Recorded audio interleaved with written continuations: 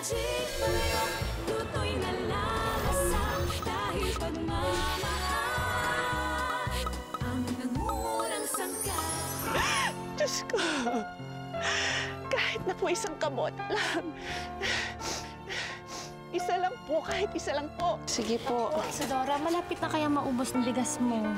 Anak, huwag kang mag-aalala. Babalik din sa atin ang tatay mo. Hoy! Babae! Bakit mo yung sinunod yung polo ko? Ha? Maawa ko kayo. Umalis ka na sa harapan ko. Sige na, go away dahil wala ka mahihita sa akin. Yun, sa'yo na to, ha? Iingatan mo to, Cookie. Obviously, they like the sun. Amoy araw ang mga tao. Mama! Magpalipayan mo ako! Gaano pa ba tayo katagal maghihintay dito? This is so boring. You can't do this to us. We're still our cousins. Hihiram lang tayo ng pera, pinahihintay na tayo dito na parang pulubi. And where are you going? Kakausapin kong babaeng yan. Wala siyang respeto. Isadora, ano ba talaga nangyayari sa'yo? Bago ko lumuwas ng Maynila, matamlay ka na. May sakit ako. Ano bang sakit mo? Terminal. Colon cancer. Binigyan ako ng taning ng doktor. At malapit na ako mamatay. Wala na bang gamot? Nararamdaman ko hindi na ako magtatagal eh. Teka, alam ba ni Cookie to? Hindi ko alam kung paano ko sasabihin sa kanya. Hindi ko alam kung paano ko sasabihin malapit ko na siyang iwan. Totoo bang narinig ko? Is Isadora really dying? Yes. And you know what this means for us. What? Gamitin mo nga yung utak mo. Tayo na lang natitira niyang mga kamag-anak.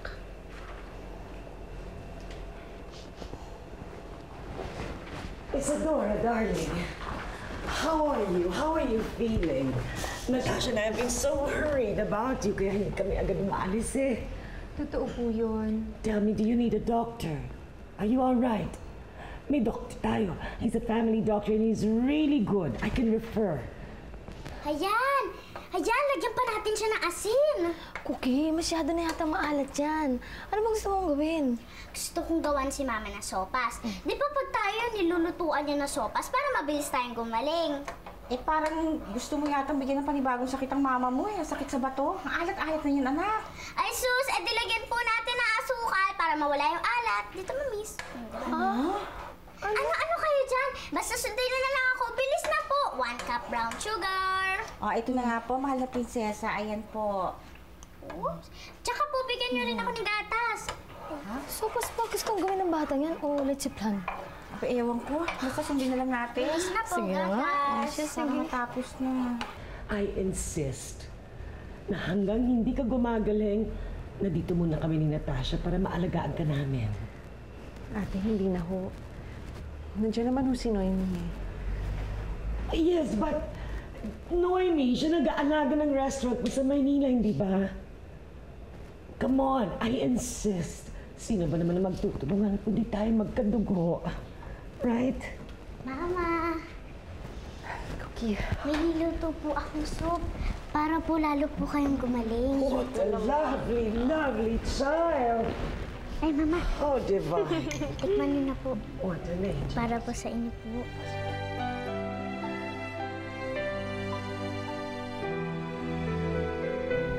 Bakit po, Mama? Hindi po ba masarap yung luto ko? Hindi naman sa ganun, anak. Pero, ano bang nilagay mo dyan? Mama, sana po maging kasarap niyo rin ako magluto. Huwag kang mag-aalala, anak. Kung gusto mo, bukas na bukas, tuturo kitang magluto. Talaga po, Mama? hindi nagpadaig si Isadora sa kanyang karamdaman. Sa halip na malungkot o matakot sa sasapitin, mas pinili niyang sulitin ang bawat sandaling natitira sa buhay upang ipadama sa anak kung gaano niya ito kamahal. Cookie? Cookie? Cookie? Asa na ba kasi yung batang yun na gusto daw matutong magluto? Eh, baka magbago pa yung isip ko. Handang-handa pa naman ako. Andito ako, Mama! Bawal po magbago ang isip niyo. Bawal po. Mama, magluto na po tayo. Sige, akala ko kasi ayaw mo na eh. Tara na po, Ma. Umpisa na po tayo. Sige. Pag nagluto ka, parati kang magsusuot ng apron. Yan. Okay, lagay natin to. At dito tayo mag-uumpisa sa palayok. Itong gagamitin natin.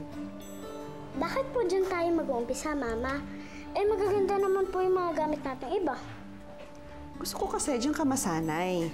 Para malaman mo na ang luto sa palayok mas malasa at mas mabango. Kaya po ba, Mama, marami tayong malalaking palayok sa Dirty Kitchen? Oo. Ganito ha.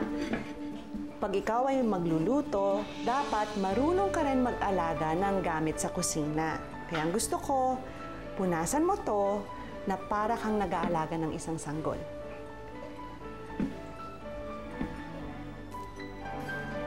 Cookie, alagaan mo yung palayok na yan, ha? Mula ngayon, sa'yo na yan. Naging mabuti sa atin yan. At malay mo, balang araw, kapag nagipit ka o nangailangan ka ng tulong, baka matulungan ka niyan. Dahil po ba may magic ito, Mama? Di ba nakwento ko na sa'yo lahat? Itong tandaan mo, mawala na sa'yo lahat ng gamit. Huwag lang yung palayok na yan. Kakain talaga tayo kasama ng mga kasambahay? Bakit naman po hindi? Magdasal na tayo bago kumain. Ako na po, Papa God, thank you po sa food namin sa mesa. Salamat po sa isda sa dagat. Salamat din po sa gulay at saka po sa kamote. Salamat din po sa mga manok namin na alaga. Thank you po dahil hindi po kami nagugutom. Papa God, yung mga nagugutom po, sana po bigyan niyo din po sila ng food para mabusog din sila. Amen. Amen. At ito mo na. Okay, sandali lang. Kumuha ka lang ng kaya mong ubusin, ha? Tandaan mo, huwag magtatapon ng pagkain. Maraming nagugutom. Kaya nga po, Mama, pinagdadasal ko po sila eh. Oo nga. Sige, ito, tikman mo to, ha? Akin po. Sige, magtuko to. Ayan, tikman mo yan. Ha? Kuha na rin ako. Ang sarap, Mama. Saplo, ano yung nakikita ko? Ikaw, ha?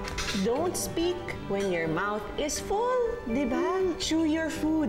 Muyain mo yung pagkain. Para dumiretso sa tiyan at makuha mo lahat ng sustansya. Diba? Opo. Sige, kain ng kain, ha? Up, down, up, down. Yan, pati dun sa likod, ha? Doon, ha? Tatandaan mo palagi, ha? Magtutoothbrush ka tuwing pagkatapos kumain, pagkising sa umaga at bago matulog sa gabi. Kung hindi, sige ka, malalagas ang ngipin mo. Ha? At tandaan mo, mas maganda ang ngipin mo at mas masarap ang pagkain kapag kompleto ang ngipin. And the little girl said to her daddy, Daddy, where is heaven? and her father said, Heaven is where love is. But Daddy, where is love? and the father pointed to his heart. Oh, naantok ka na ba? Mama, si Papa po ba nasa heaven na rin? Paano po ba siya namatay? Di ba sabi ko sa'yo, nagkasakit siya? Mahal po ba na tayo? Siyempre naman. Mahal na mahal na mahal.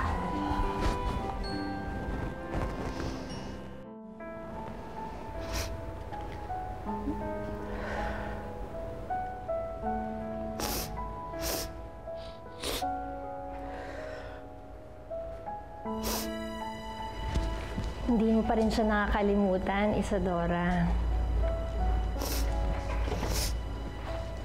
Hindi na babalik yun. Gusto ko lang makilala na yung anak niya. Gusto kong sabihin kay Cookie yung totoo. Na ano? Na iniwan kayo na lalaking yun? Ano ba, Isadora? Walang taon na yun. Nihan, hindi man lang siya sumulat kung nasaan man siya. Ano ba? Nabandona na niya kayo? May nakausap pala akong doktor, Isadora. May nirekomenda siyang experimental treatment para sa sakit mo. Kailangan mo lang pumayag. Kailangan mo to. Kasakaling gumaling ka. Gagawin kong lahat. Ayoko pang iwan si Cookie. Hindi ko nga masabi sa kanya yung tungkol sa kondisyon ko. Alam kong mag-aalala siya. Baka sakaling mapagaling ako ng doktor na yon, hindi na kailangan malaman ni Cookie na nagkasakit ako.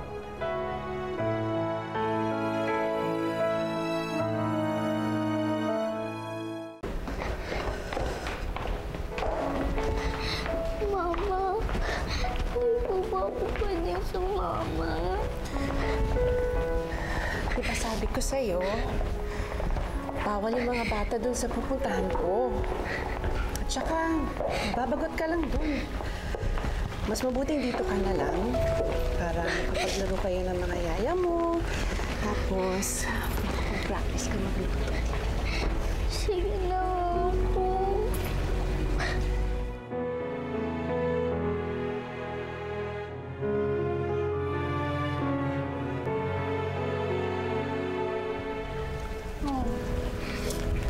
Ano malungkot?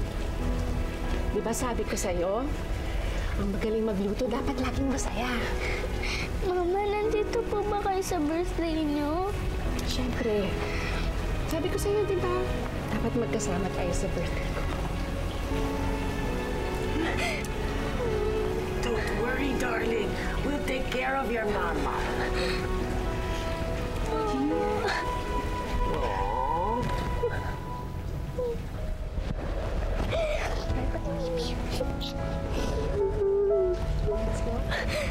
Mama.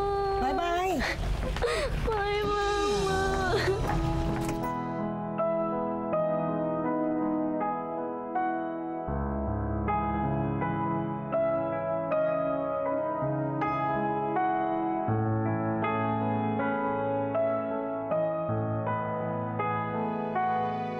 And then the girl said to her daddy, "Daddy, where is heaven?" The daddy said, "Heaven is where love is." Namimiss ko na si Mama. Ang tagal naman yung umuwi.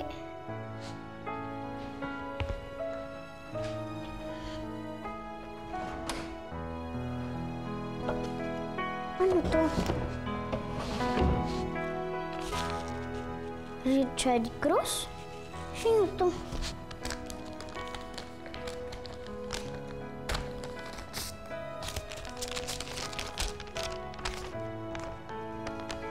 Mahal kong Richard, kamusta ka naman dyan?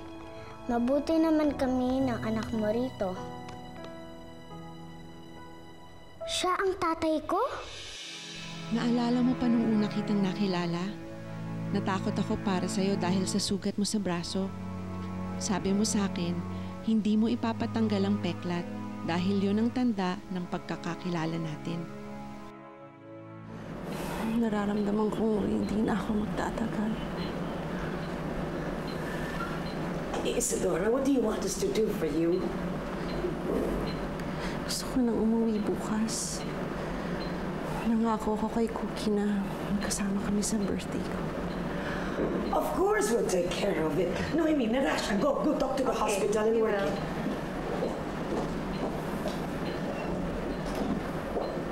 Isadora, gusto kita makausap tungkol kay Cookie. Bakit, Ate Yvonne? Are you sure gusto mo siyang iwan kay Noemi? Ano pong ibig mong sabihin? Si Noemi, parang nanay na ni Cookie. At matagal na kaming magkasama sa hirap at ginhawa. Well, I'm just worried for Cookie. After all, she's my niece, di ba? Dapat siguro kasama niya yung kadugo niya. Baka naman kung ano mangyari kay Cookie kapag iniwan mo siya kay Noemi. Bakit naman po, Ate Yvonne? I really don't trust her. Parang may tinatago siyang misteryo. Narinig ko nga siya may kausap sa telepono tungkol sa pag-aari mo. Salamat na lang po sa concern, Ate Yvonne. Pero kay Noemi mapupunta si Cookie. Hindi na po mababago yun. Ang tagal namang umuwi ni Mama. Sabi niya, babalik siya bago siya mag-birthday. Oh, bukas pa naman ang birthday niya, di ba? Malay mo, bukas siya umuwi. Oo nga. Ito po, lagyan niyo. Baka biglang dumating na si Mama. Bilis po. Ay, handa.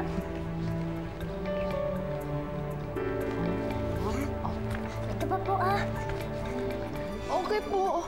Sige po. Opo. Ito na, ito na yung cake. Ayan. Oh.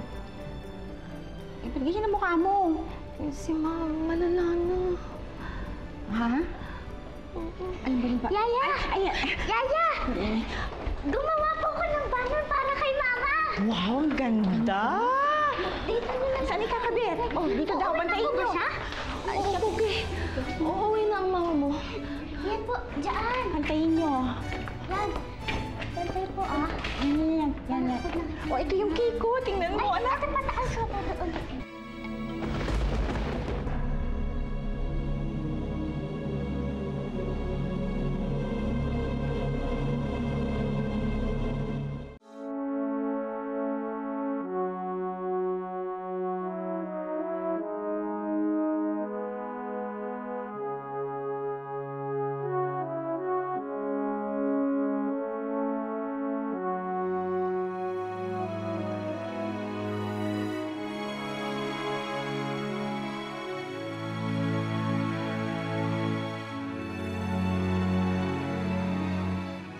Happy birthday, Mama! Happy birthday, Ma'am.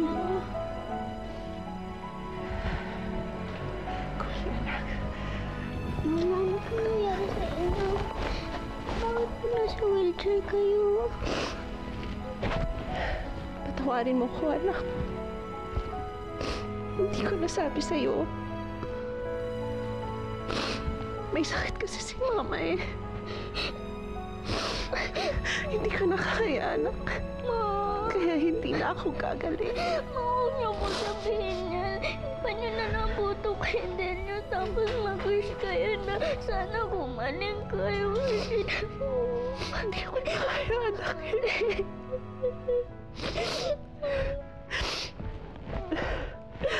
Tandaan mo na lang na mahal kita. Mama, iba niyo na lang po yung kandila. Tapos po ako na lang yung mag-wish. Iba niyo.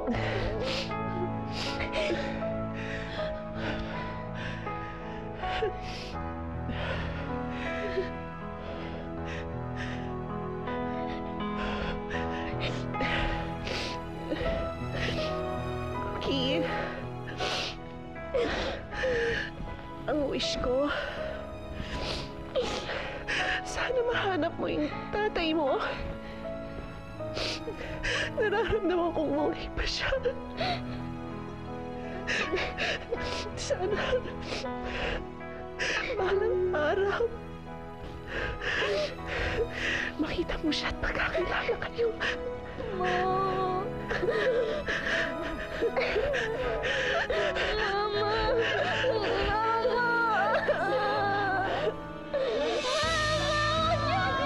Isadora!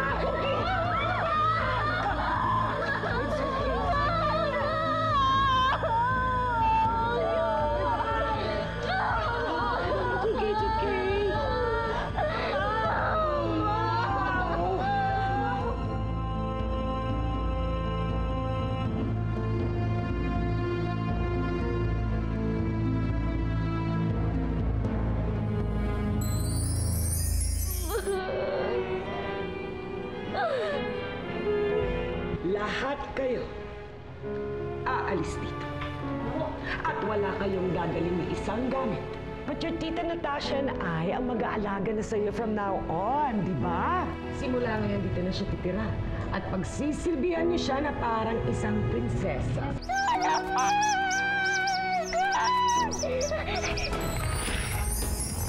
Sa Magic